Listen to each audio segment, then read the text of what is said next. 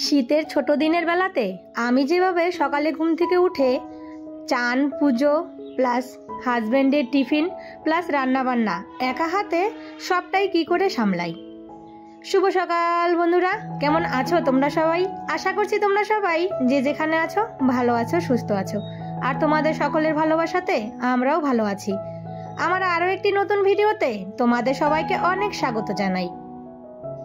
তো ঘুম থেকে উঠেই বাসি কাজগুলো সমস্ত সেরে ফেলেছি, সেগুলো আর তোমাদের সঙ্গে শেয়ার করিনি। তো রোজই তো শেয়ার করা হয়, মানে রোজ বলতে ওই একদিন ছাড়া ছাড়া অন্তর ঘুরিয়ে ফিরিয়ে একটু ভিডিও করা হয়। আমাদের মানে ডেলি ব্লগে সবটাই কিন্তু ওই একঘেয়েমি সংসারের কাজ, তো সেটাকেই কিন্তু আমরা ভাবি যে একটু ঘুরিয়ে ফিরিয়ে যদি তোমাদেরকে দেখাতে পারি তাহলে তোমাদেরও ভালো লাগবে আর আমারও ভালো লাগবে। এই জন্য ভাবি যে না, কোনো দিন হয়তো একদম সকাল থেকেই ভিডিওটা শুরু করে দিই, আবার কোনো দিন একটু লেট করে। তো আজকে বৃহস্পতিবার, দেখো পুজোর কিন্তু অনেকটাই চাপ। তো আমি কিন্তু ঠাকুরের সমস্ত বাসন আগের দিন সন্ধে দেওয়ার পরে সব মেজে রেখে দিই, কিন্তু মা লক্ষ্মীর ঘরটা কিন্তু তুলি না, সেটা কিন্তু পরের দিন সকালেই তুলি। তার জন্য এই যে ঠাকুর ঘরটা মুছে ঘরটা তুলে নিলাম। আর এই যে কয়েকটা ফুল শাশুড়ি মা কুড়িয়ে রেখেছে, আর এই ধুতরা ফুলটা কিন্তু আমাদের গাছের। তো যাই হোক, তাড়াতাড়ি করে চলে আসলাম।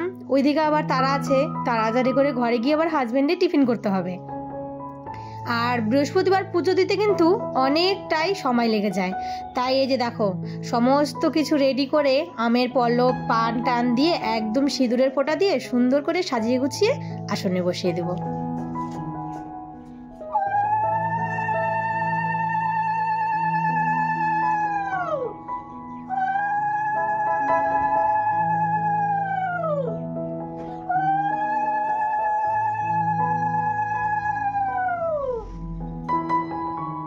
আর এই তো মা লক্ষ্মীর ঘরটা আসনে বসিয়ে দিলাম।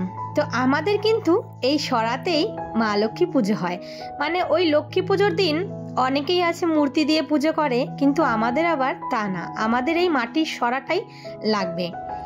তো যাই হোক, ওইদিকে পুজো টুজো দিয়ে, মানে পুজো তো হয়ে গেছে, ঠাকুরের ঘট বসিয়ে দিয়েছি, মানে পুজো একদম পুরো কমপ্লিট হয়নি।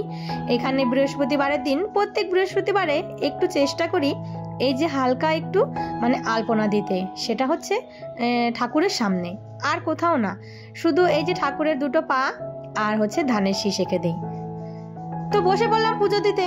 তো পুজো টুজো সেরে তারপর কথা বলছি।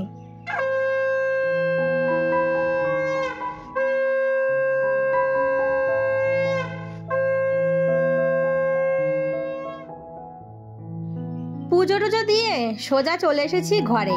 তো এর মধ্যে কিন্তু হাজব্যান্ডের টিফিনটাও করে ফেলেছি। মানে সকালবেলাটা এতটাই তাড়াহুড়ো থাকে, একটু যদি টাইমের 19-20 হয়ে যায় তাহলে কিন্তু কোন দিকে কোনটা সামলাবো সেটা আর পারি না। তাড়াতাড়ি করে আগে হাজব্যান্ডের টিফিনটা রেডি করে দিয়ে দিয়েছি, তারপর এই যে চা খেয়ে নিলাম। কালকে দেখো এই চুনো মাছগুলো এনেছে, এগুলো কাটতে বড্ড সময় লাগে, আমার তো একদমই ধৈর্য ধরে না এই মাছ কাটার জন্য। আর হাজবেন্ড আমার এই মাছটা বেশ ভালোবাসে, মানে ওকে বড় মাছ যদি না দাও, এই মাছ যদি রোজ রান্না করে দাও, ও কিন্তু খুব মনের আনন্দে ভাতটা খায়। তো এখানে কিন্তু পুঁটি মাছ আছে, আর দেখতে পাচ্ছ কয়েকটা ওই যে আমরা বলি টাকি মাছ, অনেকেই বলে চ্যাং মাছ, তো সেটাই কিন্তু ভালো করে আগে কেটে নিয়েছি। তারপর চলে এসেছি এই কুয়োর পাড়ে, কেননা এখানে যদি একটু না ঘষি না তাহলে এই যে মাছের আঁশগুলো ছাড়ানো যাবে না। আর এই মাছের আঁশ ছাড়ানোর একটা কিন্তু টিপস, এই যে পাকার মধ্যে একটু ঘষা দিলে কিন্তু আঁশগুলো সুন্দরভাবে উঠে যায়। তো এইদিকে আমি রান্না করছি, আর ছেলেকে বলেছি আজকে যদি তুই ঘুম থেকে দেরি করে উঠিস তাহলে বিছানা ওঠানোর দায়িত্ব তোর। আর ওই দেখো বিছানা ওঠানোর জন্য লেগে পড়েছে। তোমরা কি কিছু দেখতে পাচ্ছ যে সে যতই চেষ্টা করছে ব্ল্যাঙ্কেটটা আর কিছুতেই ভাঁজ করতে পারছে না।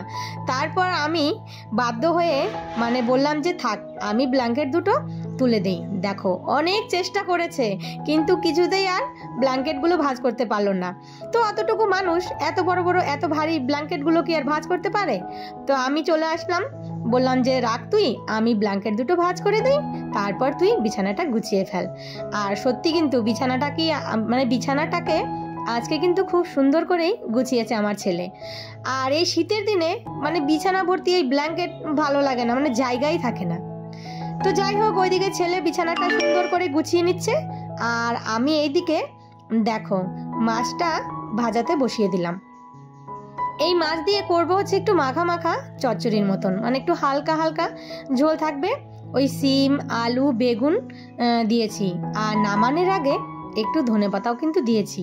আমার হাজবেন্ড এই মাছ আর এই মাছের এই তরকারিটা খেতে কিন্তু বেশ ভালোবাসে। আর সাইডে একটু ডালও করেছিলাম, আর করেছিলাম হচ্ছে বেগুন ভাজা।